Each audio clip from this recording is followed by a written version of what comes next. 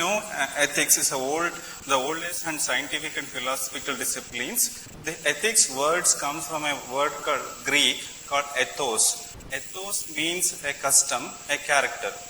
The ethics itself is like a system of moral principle which affect how people make a decision and lead their life.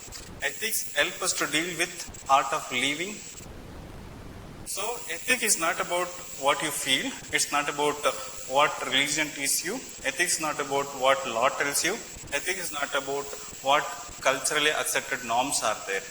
Ethics is not about science. Ethics is about moral principles. What is good, what is bad, what is right or what is wrong. It's based on the value system what we adopt.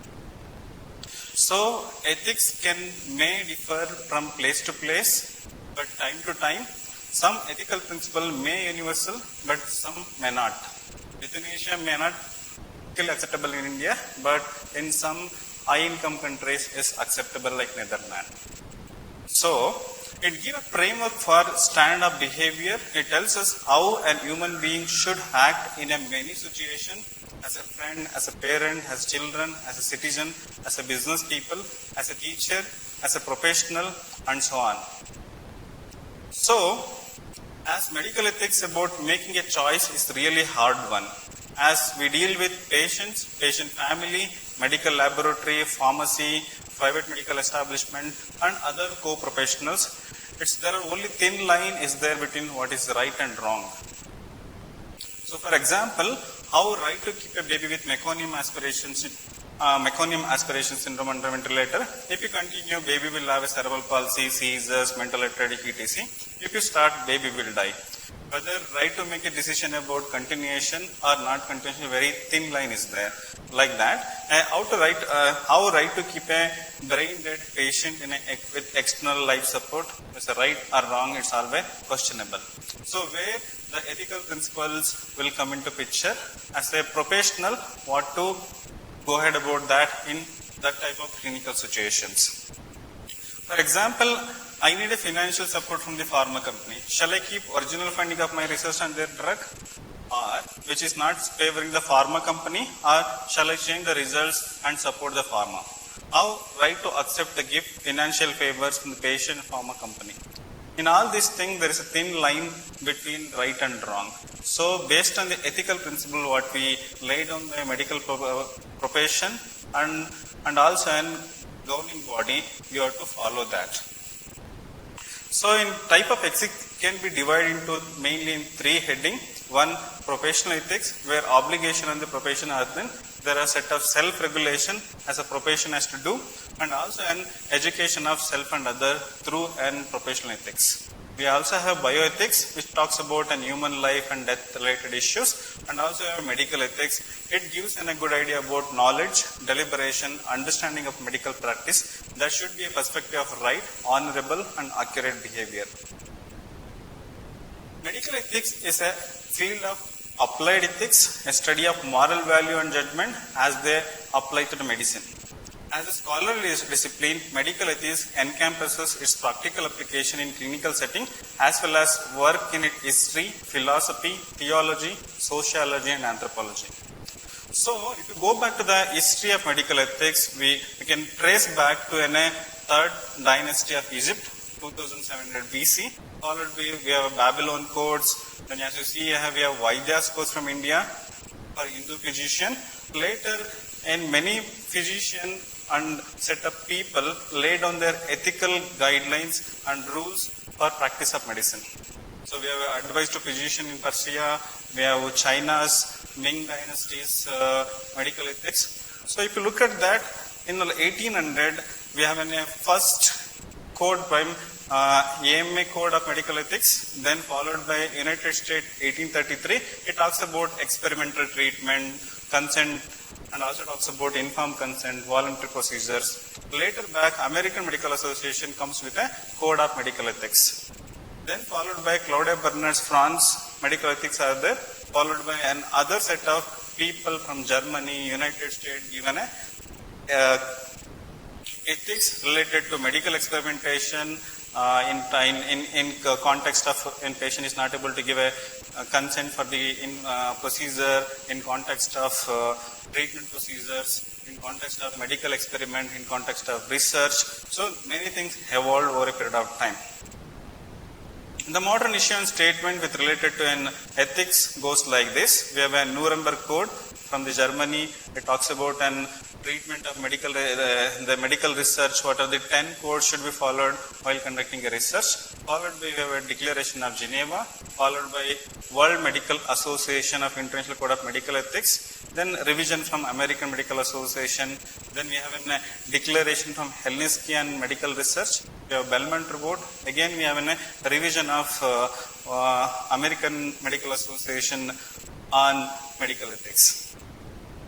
So why should we study medical ethics? As it's an essential component in medical practice and also helps a medical student to recognize difficult situation and to deal with in a rational and principled manner to get away from the legal issues. Some ethical principles are basic to the physician-patient relationship per se, and added to that, most of we practice in a modern medicine. So when we practice modern medicine, we bound to an Hippocratic Oath. Hippocratic Oath also follow and set of medical ethics. So in that context, is quite relevant. And also, as recent development, where talks about consent, a right to choose treatment, violation of human rights. In that context, ethical issues are more important in day-to-day practices. So also, as a modern medicine practitioner, as an allopathic practitioner, all of us are governed by a Medical Council of India or a set of governing council. So all of governing council also set in a set of medical ethics. So we should follow that. In that context, all of us should aware about what is medical ethics and what are the regulations each of us has to follow in day-to-day clinical practice of medicine. So as a practical ethics, medical ethics focus on a process of deciding what is most appropriate course of action in a particular situation. So this appropriate course of right action can be done by looking at these facts, whether given these facts about the situation, what the person's skill and abilities are there at point of time, and operating finite knowledge about that condition, and at that point of time that can be done in the course of action. Based on that, person can take a decision. So how individual decides what is ethical? So if you look at in the reality, people go in a two line. One, non-rational approach, and is a rational approach of ethical issues. One, about obedience. Following the rules or instruction, those in the authority, whether or not agree with them. So institute lay down certain rules to follow in certain condition, you follow that. It's called an obedience approach. Imitation. Imitation about that, what senior follow, what somebody is following, same model you follow in ethical practice is called an imitation approach. Third approach about intuition. Whatever location in the mind, what you feel, you do that. Or an habit. There is no need to repeat the systematic process on each time, and the moral issue arises in a similar one that dealt with previously. What you done previously, you do repeat the same again. So these are the more of non-rational approach in taking ethical decision. Other rational approach being an deontology, where we'll look at the well-founded rules are there, like in a American Medical Association guidelines, professional ethical laid down by Government Medical Council of India. Then based on that, you will decide what is right, what is wrong. Or you decide on the principle of consequentialism, where right action is the one produce the best outcome. So another approach is called utility, like doing good or greatest good for greatest number. So in that you can do in this thing. Or principalism. It's often clashed with the ethical principle of one with other. So virtue of ethics, look at the dedication, look at the honesty, compassion, important virtue. Based on you can take a rational ethical approach and deciding the clinical situation if you found difficulty. So what are the framework in which you can make an ethical decision in clinical practice? So determine whether this issue at hand is an ethical one or not. Then consult an authoritative source, see how physicians generally deal with in such issues.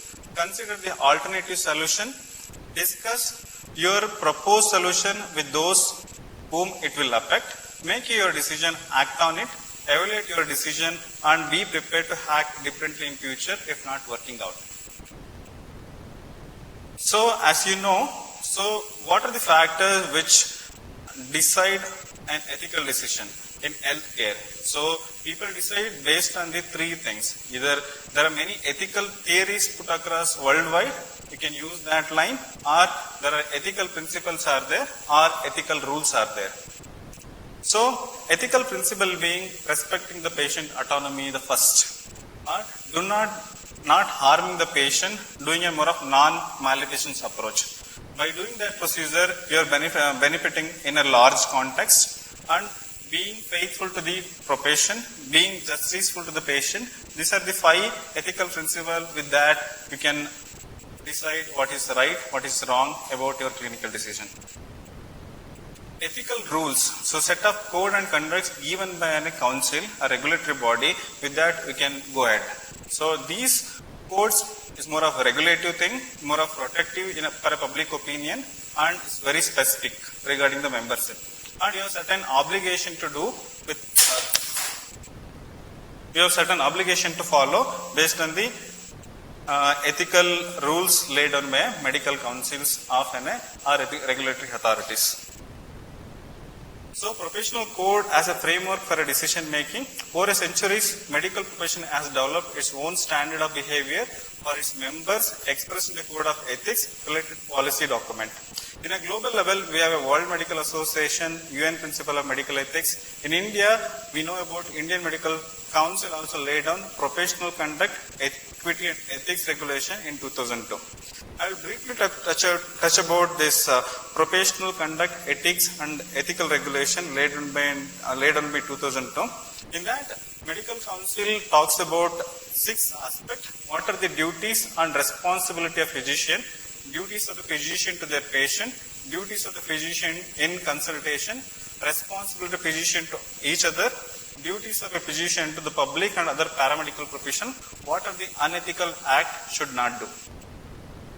So, as you know, as the duties of responsibilities of a physician, so the character of the physician. Character of physician is that it says that whoever having MBBS degree or post-graduation degree can practice in a modern medicine. Second thing, who having this degree should uphold the dignity and honor his profession. Second thing is that he also practice a medicine, a modern medicine. It should be more scientific based on evidence based, and during the practice of medicine, he has to create a trust in a patient. With utmost devotion, he has to practice with a lot of compassion. While doing the practice of the medicine, he has to register to a membership in the medical society like Indian Psychiatric Society, Medical Society, which is exist in different discipline, and he has to attend a professional meeting as a continued medical education programs. So it says that 30 hours of program you have to attend for a period of 5 years. It also talks about maintaining a medical record. A person who practices modern medicine, he has to keep an inpatient record for a period of 3 years, and also the record he has to issue a record to a person who is requesting within 72 hours from the request. He has to maintain the register, especially while issuing a medical certificate. As much as possible, he has to computerize all the record what he having. So while doing so, he also registered to the existing councils like a state medical council or medical council of India. He has to use the drugs of more of a rational prescription and use more of generic name while writing a prescription. So regarding a service, the payment services, he has to display in advance in a board in front of hospital about what are the charges, how much of charges he takes. And he has to follow a law of land which regulating the practice of medicine, like in a Drug and Cosmetic Act of 1940, Pharmacy Act of 1948, NDPS, MTP, TOHA, Mental Health Act, PNDT and others. There are certain duties a physician has to do their patient. There is an obligation to the sick. Somebody is in care, he can decide he has to provide an emergency care as a must for everybody. Second thing is that if it's not competent enough to give an specialized service, he can refer. And he has has a right to refuse the treatment he is not competent enough. And he also has a treat the patient with utmost delicacy and is keep all the record more in a confidential manner. Unless it's asked by a court or in a related to legal matter, he can disclose when competent authority asks for it. The doctor should not either minimize the prognosis or maximize the grave risk associated with the problems. So when patient approaches to doctor, he should not neglect it, or if he's not available, he has to ensure that he can provide a care to the patient in possible mode. And in case of obstetric cases, he has to ensure that patient will get benefited through any certain set of services if he's in his absence or not availability. So there are certain duties of the physician in consultation. He should not ask unnecessary consultation as much as he should avoid. So if consultation is benefiting the patient, if the risk is there, he has to refer to the expert in that. So he should be very functional in consultation. So after the consultation, he has to issue a statement related to consultation. So after each consultation, he has to give a prescription related to he refer to the specialist, he has to give referral slip. So fee and other charges, if patient is not in a position of paying charges, he should not deny the service of medical services. Physician shall write his name and designation in full along with the registration in particular and the prescription letterhead. Especially if person is working in a government setup, he has to put a signature. Below that he has to mention in his name. That is allowed. There are certain responsibilities laid on each other. So when it depends on physician to each other. So when you if I referring patient to somebody, at least in that context, you should not show any insincerity with respect to patient consultation. You should not show any rivalry in that context. You should not show any envy in that context. So appointment of substitute. If you are not available, you have to ensure that somebody else will be there for the taking care of your patient at that point of time.